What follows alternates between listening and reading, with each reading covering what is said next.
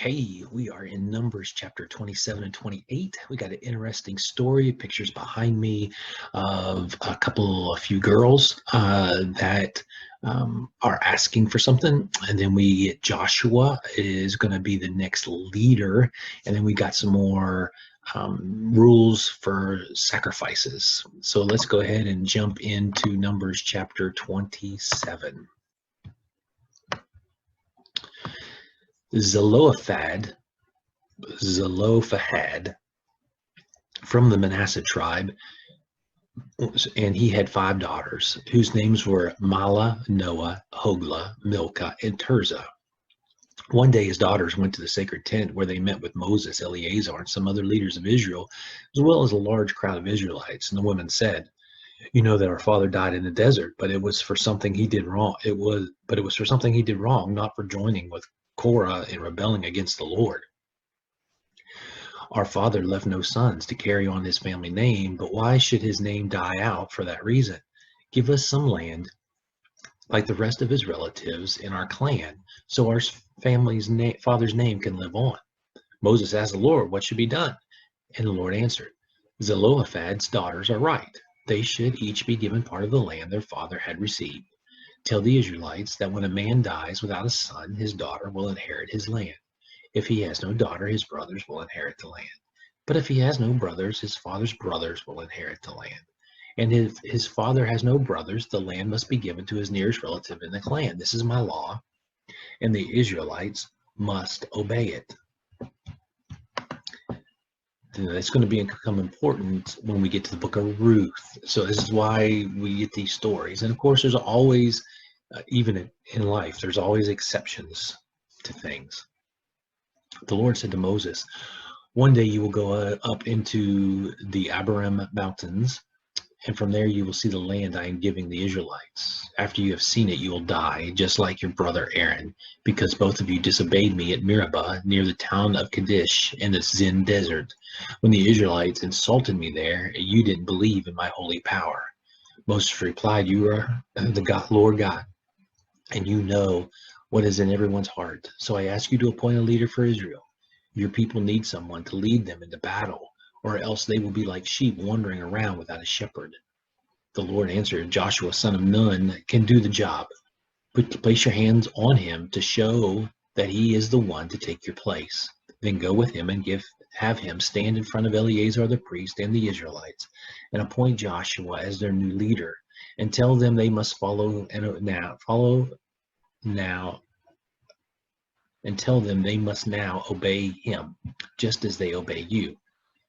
But Joshua must depend on Eleazar to find out from me what I want him to do as he leads Israel into battle." Moses followed the Lord's instructions and took Joshua to Eleazar and the people, and then he placed his hands on Joshua and appointed him Israel's leader. The Lord said to Moses to say to the people of Israel, "Offer sacrifices to me at the appointed times of worship, so that I will smell the smoke and be pleased. Each day offer 2 rams a year old as sacrifices to please me. The animals must have nothing wrong with them. One will be sacrificed in the morning, the other in the evening. Along with each of them, 2 pounds of your finest flour mixed with a quart of olive oil must be offered as a grain sacrifice. This sacrifice to please me was first offered on Mount Sinai. Finally, along with each of these 2 sacrifices, a quart of wine must be poured on the altar as a drink offering. The second ram will be sacrificed that evening, along with the other offerings, just like the one sacrificed that morning. The smell of the smoke from these sacrifices will please me. On the Sabbath, in addition to the regular daily sacrifices, you must sacrifice 2 rams a year old to please me. These rams must have nothing wrong with them, and they must be sacrificed with a drink offering and 4 pounds of your finest flour mixed with olive oil. On the first day of each month, bring to the altar 2 bulls, 1 full-grown ram, and 7 rams a year old that have nothing wrong with them, and then offer these as sacrifices to please me. 6 pounds of your finest flour mixed with olive oil must be offered with each bull as a grain sacrifice. 4 pounds of flour mixed with oil must be offered with the ram. The 2 pounds of flour mixed with oil must be offered with each of the young rams. The smell of the smoke from these sacrifices will please me. Offer the 2 quarts of wine as a drink offering with each bull, 1.5 quarts with the ram, and 1 quart with each of the young rams.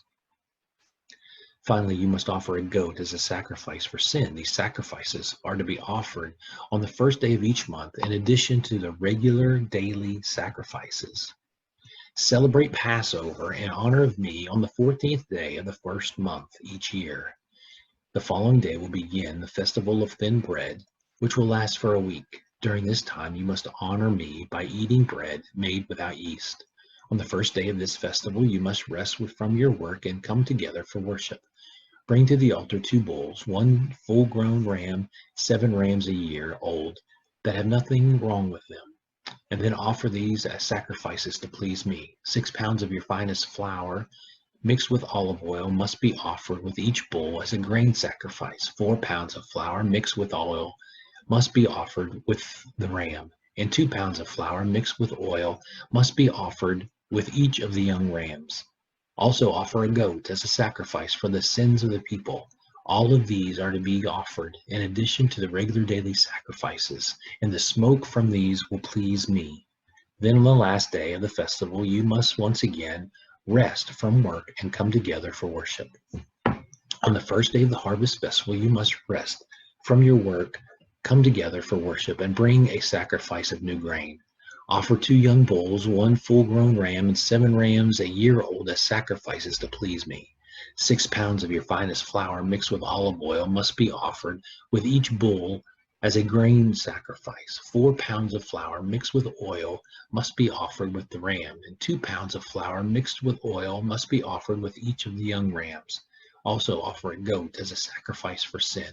The animals must not have anything wrong with them and are to be sacrificed along with the regular sacrifices. And so we see a change in leadership. We see why God used Moses. We see his humility, his willingness to follow God faithfully, even when he knows this is the end of his life. It's getting pretty close. Also, just imagine it's just not a few million people walking around and living and setting up tents and living in tents. Also imagine all of the animals that are involved, all of the things that they are picking up along the way. When they move on to another city or to another area, just imagine that it takes days for the first part of the team to set out to the last part of the team to set out. This is a huge undertaking that God is using them for, and we're going to find that they continue to complain, and it only takes a few complainers to ruin the atmosphere for everybody. So it's good to keep that positive attitude. It's good to trust your leadership, and God is always in control. Have a great day.